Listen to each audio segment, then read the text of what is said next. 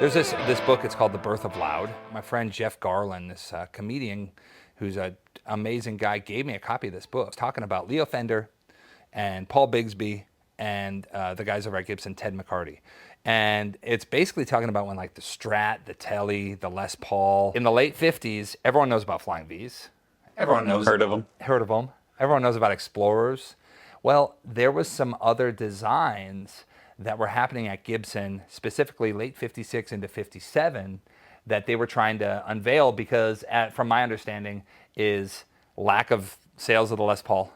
Oh. And also it was just like a time where they were trying to think like forward and innovative. And one of the things that was kind of pushing out was these futuristic designs. So originally they came up with the Moderne, which never truly made it into production. I don't even... Is that the weird shaped one? That's the one. Like the one with like... Can you put one on like the screen? Yeah. If you're listening to this podcast, you'll have to look up the Gibson Moderne. Yeah, look up the Moderne. But we'll put it on the screen if you're watching. And I have to say, ever since I saw a Moderne, that guitar, the Flying V, and then there was another one that actually didn't really have a name, but they dubbed it the Futura. And that was the guitar that was the predecessor to the Explorer. So if you look up the Futura, can you show one of those even? Kablam! You'll notice that it has a lot of the similar traits, what we're used to of the Explorer, but it's a little, it's shaped off. None of this is slanderous to Gibson, but this is just reporting on the buzzwords that I remember. I remember Jetsons, you know that cartoon? Like oh, yeah. Jetsons kind of style. Mm-hmm. I personally like the airline guitar, you know, that kind of thing. The Jack White one? Yes. Yeah. So it's like a guitar that's not normal. Yeah. But this is sort of in that realm, I would say. It definitely is. And honestly, thinking back on it right now and looking at what it looks like, man, in 57 or whatever, clearly we weren't there, but to make stuff like this, yeah, people were probably like, you're smoking. If we're still not ready for it in this day and age. It literally is alien device. But the cool part about this is the wood that they use. They use Korina wood. Well, they called it Korina. It was this African limbo wood, right? It's super light, it's resonant, and to me, when I play like Korina, Flying V's, or like this guitar, Explorers, there's something really cool about like the resonance. And this isn't a thing about like tone wood where it's like, oh man, you know, I'm not getting high off the own supply. Yeah. But there's something cool about it where it resonates different in your hands when you're playing louder. So this is not the guitar in question that we were teasing. Should we just go ahead and unveil the curtain? Let's go. We're back. Yeah. All right, I got your old guitar. Yeah. You got an old new guitar. Yeah, this is what we were chatting about. So this is sort of never before really deep dived into yet. You've shared some pictures of it and stuff and some playing, but... Yeah, dude, and with this thing, even like when you scour YouTube or whatever, there's not much info. So what is this called? It's called a Futura, F-U-T-U-R-A. And it's like, if you look at it, someone actually commented the other day, they're like, guess Jared's not with Gibson anymore. He's left for the Gibson parallel universe. Yeah, he went to Gibson 3000. So the first thing you'll notice is that headstock. Yeah. And the thing about it to me is instantly I go, Dean. Yeah, Dimebag. I remember when I was a kid though, I looked up, they made some Flying V's. I remember seeing one. It was a custom order Korina Flying V with that headstock. And I was like, that looks so cool. I just thought it was so cool, but it's totally, you can see where Dean got the idea because that's originally how it was intended for this Gibson. And like I said, it's all this Korina wood, which is really light. This guitar, we actually weighed it for fun the other day. It's not even 7 pounds. Some guitars tend to be back heavy or top heavy or you know, neck dive, whatever you want to say. But this guitar just sits right in your lap. Yeah, this is like a cradle guitar, dude. So like, okay, some of the cool rundown. Like you said, it is skinnier. So if you really think about it, it's just like this whole midsection, right? It doesn't get but about 1.5 inches on each side from where the pickups go. So it's very thin. That's the thinness that I'm noticing. Because otherwise, you know, the thickness of the actual body doesn't seem that much different, but that where it comes together. Yeah, you still have like your Explorer kind of wings. This is all the same. But what's really cool about this specific guitar is like, I don't know, probably like you or a lot of people that are listening, it's like, once you start going down a rabbit hole on something, you go, oh, I got to find one. I got to find one. I have a friend of mine, shout out to Fried Okra. He, you know this guy? Yeah, I've heard. Where's the fried okra from? He's in Mississippi, dude. Okay. He's got a killer collection.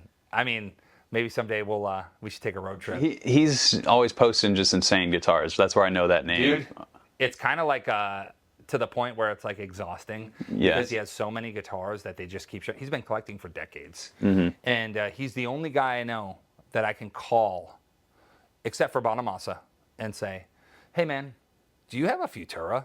And he goes, first thing he hits me back, he's like, I love those things. And I got 4 in the back. He literally said, he's like, don't have an original, because the originals are like, Impossible to find. yeah, there's like 3 of them. He goes, but I have a Max built one, which is like the crazy custom builder that built Slash's, original 59 Les Paul. And then he had like some Gibson custom shop runs. He's got a ton of replicas, but he's the first one that put one in my hands. And I remember when I played it, I was like, man, it's like an Explorer, but it's like a little bit more like tactile. A lot of people will see it and they go, I hate the way it looks. But once you sit and play it, you're like, man, this thing's actually really comfy. I think that people probably saw these back in the day and they went, why? What is this? Yeah. So they made it wider and a little bit more friendly. So this is the only one that's been made since then. Well, the custom shop has done like replicas, but I think this is the first Korina one that's been built. I think that this looks like a Flying V reversed. If I've been looking at it, it's been right in my face. Wait, have you seen this? You know what? That kind of reminds me of Flying V on that headstock. Okay, question. Why didn't they put that on like a V? That's what I'm trying to get to. What if this is on a Flying V too? I think this Gibson, they got something here with this new old headstock. Okay, another thing that because now we can actually talk about it. Like people were going, oh man, good luck keeping that guitar in tune. Right. There's a lot of string departure from the straight nut. Totally. And what's funny though is I haven't had one issue with it. I don't know if I'm like a weirdo or something, but usually with Gibson guitars, maybe it's because I've been playing them so long, I don't have a totally hard time with the, everyone's like, oh, the G string. Yeah. Good luck. That's the meme, but I've learned to play around it. So if I play an E chord, I won't even hit that third, only in certain positions. Yeah. Does that make sense? I think that is just playing the guitar, is knowing when it's going to be out of tune and making that adjustment ahead of the fact. Because nobody plays a guitar that's perfectly in tune. It stays that way. It just doesn't happen. Dude, the guitar in your hands, which we will talk about, that guitar, the bridge on it, there isn't even a way to intonate it.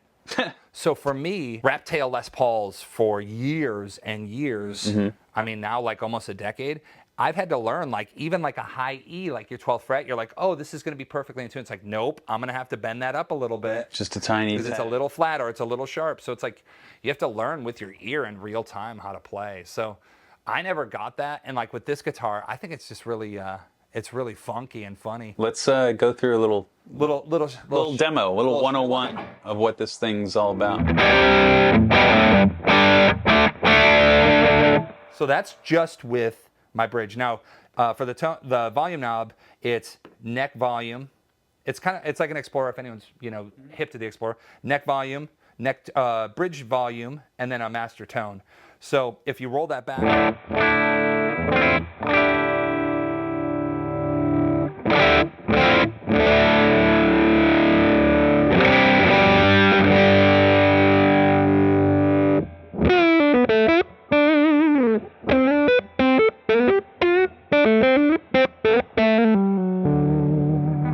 Back up, and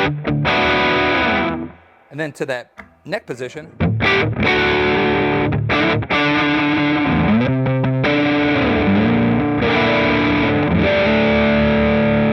Rolling that back low. Kind of darkens up a lot once you get off that. Also, here's my hack for anyone that's playing Gibson guitar that has a toggle switch, which they all do. Go to that middle position. You're all the way up on your volume tones. Roll your neck back to 9. So here's all the way up at 9. So it just adds a little bit of that body of the neck pickup in there.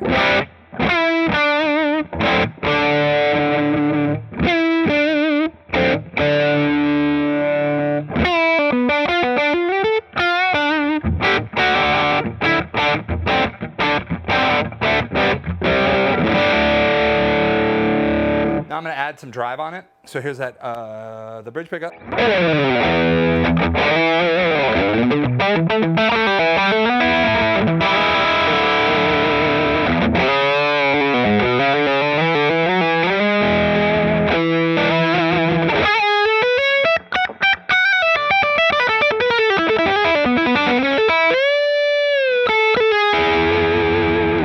Here's that neck pickup.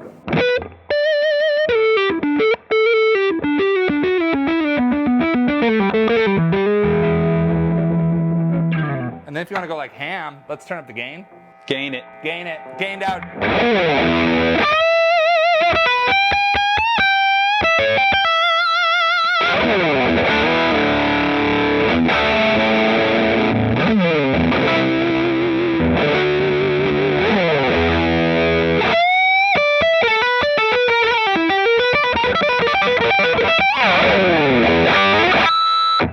Whoa. So this came direct from the Gibson Custom Shop. I love Gibson, you know, all my friends over there, and they obviously hooked me up. I asked them, I said, hey, I want to get a Futura. And they literally said, we have one in the custom shop we can finish. Okay. A few weeks later, I went to the custom shop after I played a gig with Buddy Guy. I went straight to the custom shop. Insane. And yeah. That's a good day. It was a great day. And they said, yeah, man, serial number's on it. It's yours. And I was talking to the workers over there, and they're like, yeah. I was like, man, what's up with this guitar? They're like, this is the first one we've done. Yeah. And one of the guys was like, yeah, dude, I cut that piece of wood. I buffed that thing out. But I love it. I'll bring it on tour alongside my Les Pauls and stuff, and just see what I can do, because it's a super fun guitar to play.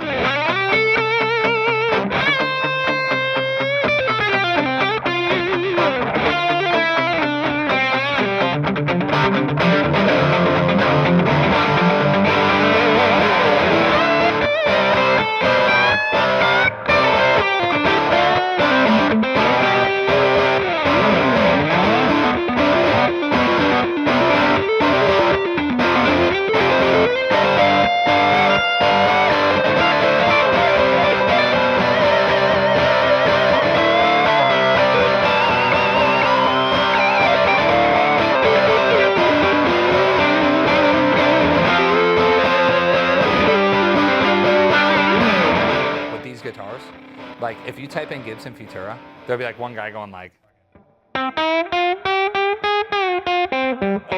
now there's two. let there be two.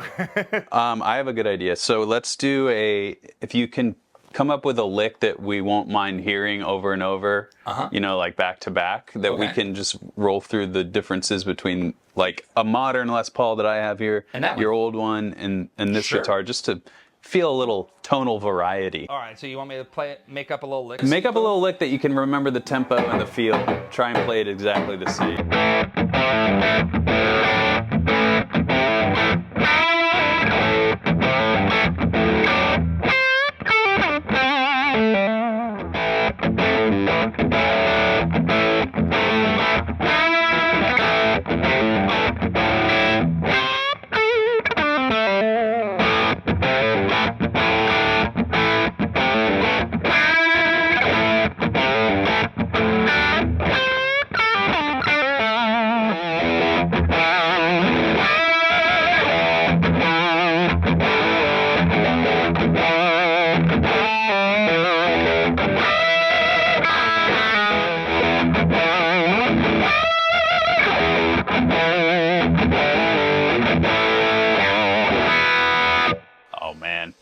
Is it just because you played that riff a few times and you got it on I don't know. There's something about that one now for a different riff. What I'll say about this guitar especially is it's funny, and we'll deep dive all of the things about it, but yeah, we'll move on to this one now. What's special about this for the listening crowd? Okay, for the listening crowd, what you're hearing is one of the first Les Pauls ever.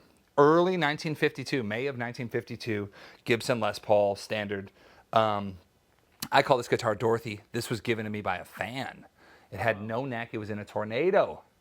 Yeah, in Washington, Illinois. This guitar was found after a tornado in a guy's yard, a fan of mine's yard, and it was insane. It took him like 3 years to find the original owner.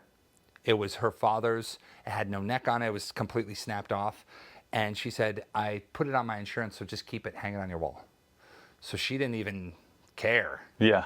So he sat there with the guitar for years, didn't know what to do with it. And he actually hit me up about it, and I said, man, that's amazing. If I were you, I'd get a neck put on it and play it. And he's like, you think so? I was like, absolutely. So a few days later, he said, man, I've been thinking about it, and I want you to have it. Maybe you can put a neck on it. Maybe you'll record with it.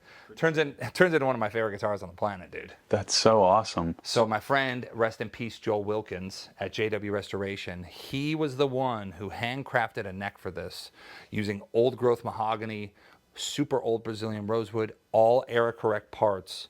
And he resurrected this thing, man. Besides this tailpiece, the bridge, and the neck, this is all original. So the electronics have never been touched. And what's special about this is there's something about these early 50s P90s. I mean, essentially, if you even look at this where the screw placement holes are, this is so old, this predates holes in the middle for a bridge pickup. And this would have been like what you would find on like a lap steel. Right, right. So it's like a lap steel. Because they didn't pickup. even have electric guitar pickups for that sort of use yet.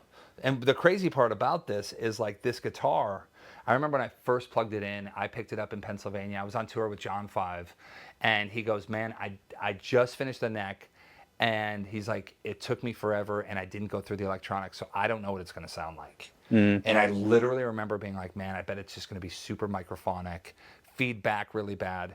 And I got to the venue, we were playing this old theater, and like, John 5 was there, everyone was there, and I was like, everybody out of my way, set up my rig. Yeah, yeah. I I gotta test this thing out right and now. I remember, dude, I just went like this. And I was like, Oh, that's it. and then I Did did, the hair on your neck stand up? and everyone was watching, and then I did like a,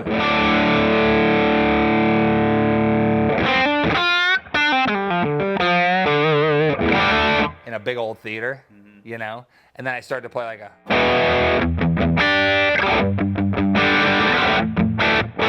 hit it with some drive.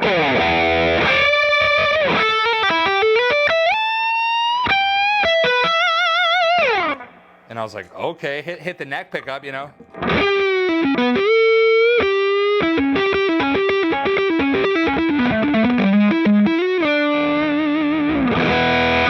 And I mean, what you're hearing there is really not what it was intended for, right? But it's that early 50s. And it just came out of the shop, so to speak, just like that. And you haven't really had to do much to maintain this beautiful piece of wood. I haven't done anything to it. The only thing I've done is played it, and I really mean that. I put strings on it, and I've played it. When I find good guitars, I feel like, for me, when a guitar sounds right and it feels right, especially something that's old like this, I just won't touch it, and I'll just play it and play it. And this guitar, I haven't had one problem with it. Well, I do take that back. One problem. This wire that was in there from going constantly flicking this. Yes. All of a sudden one day I was just kind of like, and I looked at it and there was like one piece of wire keeping it on there. Keeping the original little switch on there. Wow. But all the rest of the wire was there, so I had a friend just put it back on there and just drop a little drop of solder. And it's been, but this guitar, man, I mean, it's been through a lot. As you can see, even on the back. Baby got thrown around. Baby got thrown around, but check this out. So this is actually from it hitting the asphalt. You can see on the corners. Yeah, the corners are all buffed up and the chunks. Chunks taken out of it. Did they have to restore chunks of the wood with anything? Or When Joel was refinishing it, or not refinishing it, he was restoring it. Yeah. He said to me, hey man, there's like chunks of glass and asphalt in the guitar. And he goes, do you want me to take them out? And I was like, dude, do like the least amount you need to. Yeah. So like he took that out, but like all of this was untouched. There's a chunk out of here. There's a chunk here. I mean, if you see this thing in real life, it's not only played a lot, but it's from that weathering of the tornado, you know, took it down. And then you can see here where the actual neck, he didn't just replace the neck. He grafted, he took out the heel. And Joel was a master, man. He took his time with this guitar. I remember calling him and being like, how's the guitar going? This is months in. And he go, hey, bud, yeah, I haven't started it at it yet. I'm just looking at it. We're just getting to know each other. We're just having lunch together. Yeah, and I'm sitting here and I'm going, what? You haven't even started? By the time he got it done, he took out the heel of the neck, grafted a brand new neck onto that. And I said to him, I was like, I'm scared it's gonna, is it gonna hold? And he goes, you will never break this off. He's like, he said he used like an ancient Chinese method. Whoa. I love vintage stuff. I feel like, it's incredible. But, holding in your hands that guitar, you go, oh, this is just cool. So there's the vintage only people. Yes. There's someone like me who likes vintage and inspired by vintage. But then there's the people who are like, vintage is stupid. Yep. There's probably a couple other profiles in there that we could articulate, but what would you say are the most egregious examples of each that you've experienced? Okay, so I've These are forms of snobs in one way or another. Oh yeah, and a lot of my really good friends are on both sides. Okay. Well, you don't have to name names, but what are the common, complaints and or make fun of one side or the other? So a lot of the old guard, when it comes to vintage, not all of them, but a lot of the old guard, it's not even about the sound making music. It's simply about having it and being able to show it off. Yeah. For instance, there's a lot of people that I've met and I've hung out with that they only are vintage because it's almost like having a fancy watch or a nice car. To them, it's not about what it is to me and a lot of the other people that are in the vintage world, which is, these were the tools that made the soundtrack of our lives. These are real life antiques that are still fully functional. These are pieces of inspiration that have stood the test of time. And also what's really cool about them, if you really want to get deep, it's art. It's like the way that these things age, the way that the wood is settling, like it's almost like, and every single one's different. So they all are individual pieces, and that's the beauty of it. But there's that other side of it that is only there for the money. They're only there to flip stuff. They're only there to go, look what I have and no one else has. And I think that that's where you start to lose the humanity of it. For me, as a player, I would never say I'm a collector, but I love old stuff. I gravitate towards this stuff because I go, man, I wonder what I can make that sound like. Or I wonder what kind of sounds I can pull or riffs. And that has kept me on the vintage line. And there's a lot of friends I have that are so smart with their vintage stuff that they could close their eyes and they could say, oh yeah, that's definitely like a 61 PAF in a SG, and like they know their stuff that good. Which is, when you know your stuff that well, I think you can have any opinion you want. There's two names I'll name, Bonamassa and Charlie Daughtry. These two guys single-handedly got me into vintage the right way. Yeah. Because it was like they put the tools in my hands and said, Jared, you like so-and-so or you like this sound? Try this. Yeah. Take this on tour. Like literally, Charlie would give me juniors and old Les Pauls. Bonamassa during COVID let me borrow, Clapton Spec 335s, and I'm sitting there going, man, like this is insane. So like those dudes, they really had it coming from the right intention. There's other people also that really I don't love is when they see something like this and they tell me how much it's worth money-wise, because to them, that's the first thing they see is dollar signs. Yeah, it's like to them, that's all it is they want to drive up a market value of, oh, that's a 52, yeah. I know everything about that guitar, but I don't really know how to play it. Man, if that would have had a tune-o-matic, why didn't you convert that to a burst, blah, blah, blah. And it's like, those are the people that get under my skin where I go, you're missing the whole point, dude. You know what I mean? Yes. When the information is taking priority over the actual musicianship part of it, then you really got to be making some good points. Because if you can't play and you're just going to talk, you have to be like Einstein to me, but also not in a way where an asshole Einstein. So gotta be like a really agreeable one. And then, dude, I'll meet these guys all the time on the road or whatever. They'll pop out of everywhere. I got a burst, and it's like, cool. And then you'll hear them play. I remember being in London one time, and this guy's like 59 burst, and the guy's sitting there. I kid you not, and it sounded like this. And I looked at him and I said, "That's what a 59 burst sounds like." I was like, oh, I would hate to play one of those. I knew Jimmy Page didn't really use one. It just sounds nothing like him. Exactly. About the people who are anti-vintage, do those people exist? I know for a fact that there are people who are just like, vintage doesn't matter because of the price. But beyond that, I think vintage gear in general, there's an allure to it for a reason because of the sound. And there's a reason that we see all these products trying to replicate old stuff. Right. The argument that vintage doesn't sound better, I think more often than not isn't a good argument. Vintage inspired everything. So what would you say are some common complaints with the people who are anti-vintage stuff? The first one I'll say to the anti-vintage, like to their credit, is what are you trying to say on the guitar? What kind of music are you making? I have friends that play in some of the biggest metal bands that legit go, dude, I don't play vintage. I want the most snarly, biting tone. You know, I don't want feedback. I don't want squealing. I want the heaviest of the heavy, whether that's EMGs or they're using fish, you know, whatever.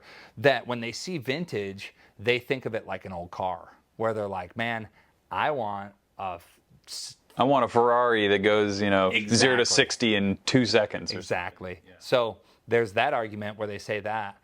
But the one thing that I will say that not a lot of the people that hate vintage, you know, they're like, oh, I don't like vintage.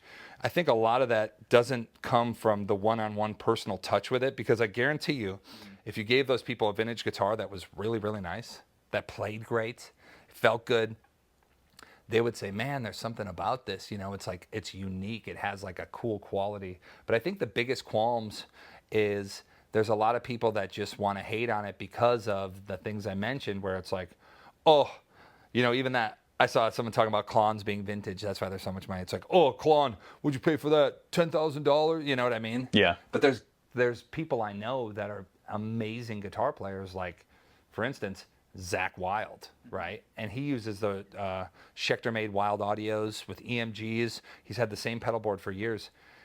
Zach Wild's going to sound like Zach Wild, you know? And there's, for him, you know, we'll laugh and we'll send, you know, reverb listings back and forth of like the crazy. I sent him this morning a reverb listing for a 59 Les Paul. It's $570,000. Is he going to buy it? No, I said to him, this would look good on you for your next, you know, Zach Sabbath tour. Yeah. And he was like, come on, man. So it's just like, I get the reason why you wouldn't dig vintage, because it turns into this like hipstery trend thing where it's like, I know more than you.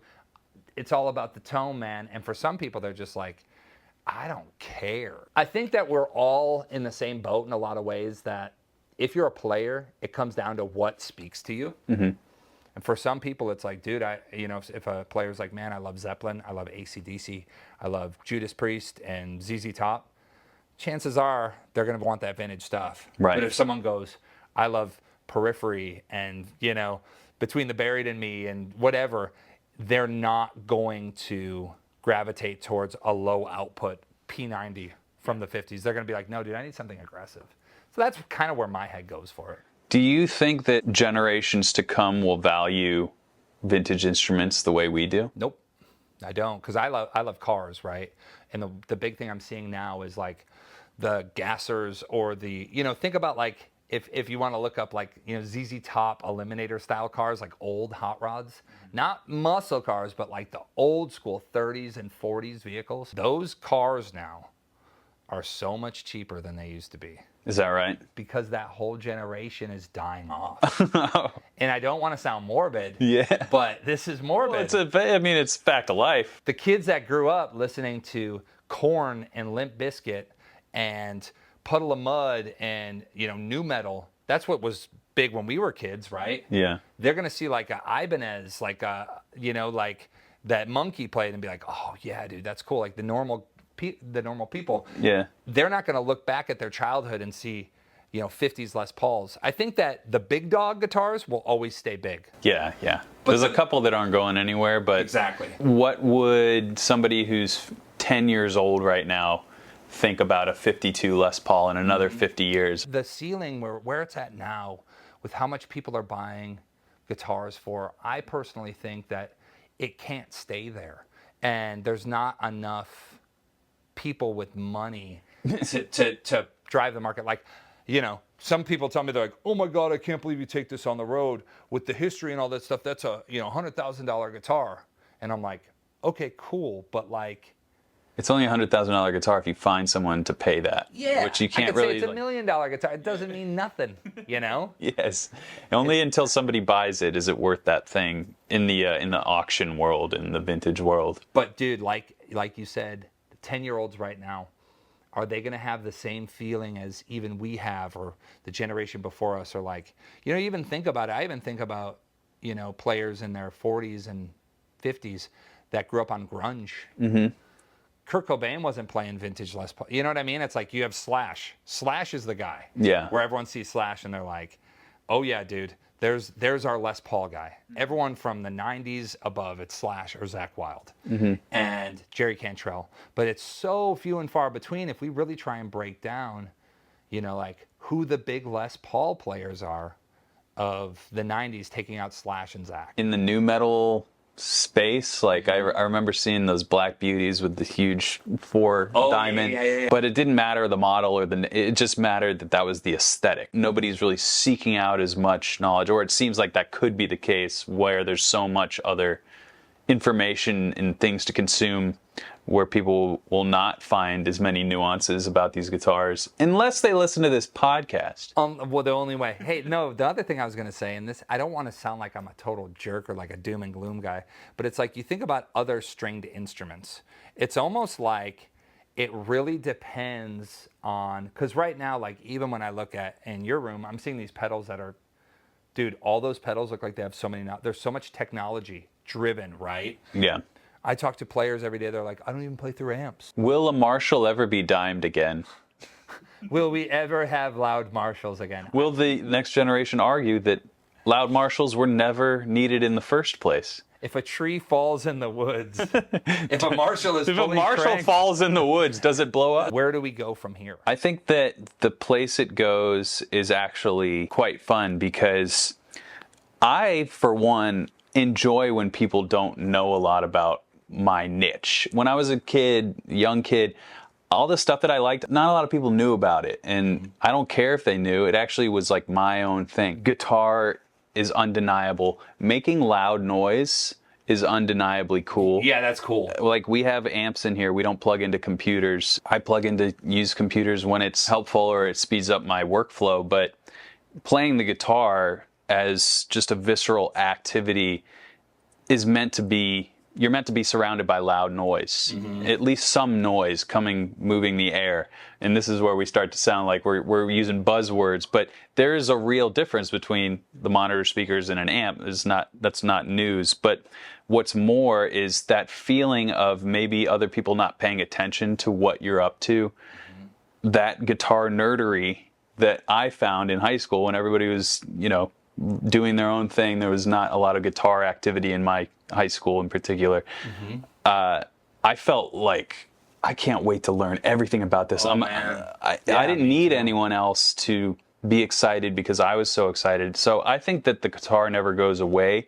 The way that it is played and performed on in various mediums, that's already changed. And I think there's a pushback of people being like, hey, play your guitar. Yeah. And I can't even hear what you're doing on the stage or on your videos. Play it. I need to hear that. So I think we are actually correcting a little bit. Okay, you're changing my tune. Yeah, dude. I'm gonna turn you around. No, but check this out. like I said, I don't want to sound doom and gloom, but maybe the missing link between all this, it's just the human connection. It's if someone plays a guitar like you're playing or like I'm holding, that the next generation will hear that and they'll go, wow, I love the way that sounds. And they'll see these guitars, and that's what will keep them alive, is the fact that it's like they're going to think about what you just said, where it's like, man, I can't wait to learn everything. And they'll instantly gravitate towards the shapes. I don't know. It's an interesting concept because none of us could predict the future, but it's like, I think you're right, man. And I think there is a big blowback against people, and I don't even want to use the word like miming, but people that it's like, are you really playing that? Are you playing a track on stage? Just disingenuously representing what they can actually do for the sake of a performance or a show. I fundamentally disagree with the fact that you have to grow. A rock show has to be the same dynamic as an EDM show. And that's what I think sometimes bands will do is they're not, it's not that they can't play the music, but they cannot match the dynamic level of maybe some acts that people are now becoming accustomed to. Why am I not in like an IMAX experience when I see this 3-piece band? Yeah. So people can maybe become nervous to keep up with the modern times. Point of vintage gear, and the reason I like it is because it doesn't have a veil of comfort on it. It's sort of raw. That makes you play in a way where you feel a little bit more human versus maybe a modern tool like a headless guitar with 14 switches and sounds incredible in any position on a monitor speaker. Yes. Maybe that's the right tool for that game, but the act of playing guitar, it's still just guitar into amp. Yes, I was playing modern guitars my whole life, and I remember my friend Charlie passed me a 56 Les Paul Jr., just like Leslie West, who's my biggest guitar hero, used, right, from the band Mountain. And I remember playing that Mississippi Queen and hearing that through a vintage P90 from that era, playing that sound, the sound I was chasing. And I remember playing that on stage with my band and going, like, actually laughing out loud because I was like, it's the sound. It's the sound. And that in turn made me go, okay, how do I take this sound and get my own twist on it? And I remember bending a note on a vintage guitar. It's almost like on the right vintage guitars, your fingers, they're played so much that your fingers know where to go to hold a chord. Yeah, it's like you have these little, I mean, this is a new guitar, but with worn-in necks, for example, you have like these little streams. That oh, yeah, man. Like, oh, right there. One, the bend. One thing I'll say, too, and my last little ism about a vintage guitar, it knows a lot more than we do. It's been around a lot longer, and I've always felt like walking on stage with a vintage guitar, like, you know, a good vintage guitar that stays in tune and it's just really, really well crafted. It's like, it's just another day. Like, you might have, like, I remember playing big shows when I first got my first vintage guitar and being like, I am nervous. But then holding that guitar, it's almost like, it's like, hello, old friend. It's like, I got you. Yeah, it's like, we'll do this. Yeah. You know what I mean? That's cool. It's a true friend. Yeah, it's cool.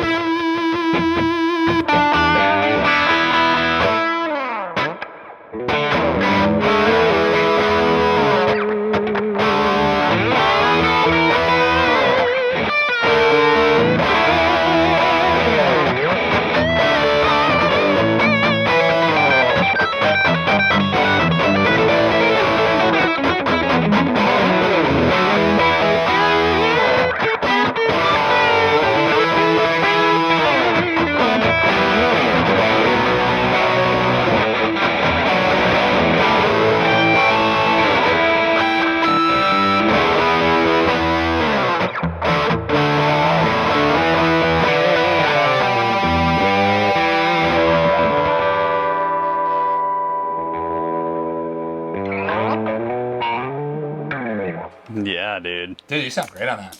That guitar's fun to play, isn't it? This thing is like I found the little streamway that you were talking about. It was like, There you go. Yeah, you started to do this thing too, where you started to play like the bar, like over. What are you doing there?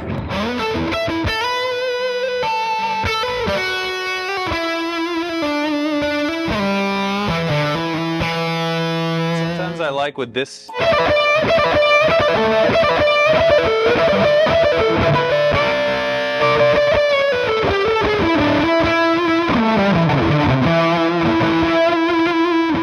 There's something so right and disgusting about a fuzz. I don't have a fuzz on here. Take this one. Let me give you my fuzz. Give me that. You want some of my fuzz? Yeah, dude, let me hit that fuzzy, dude.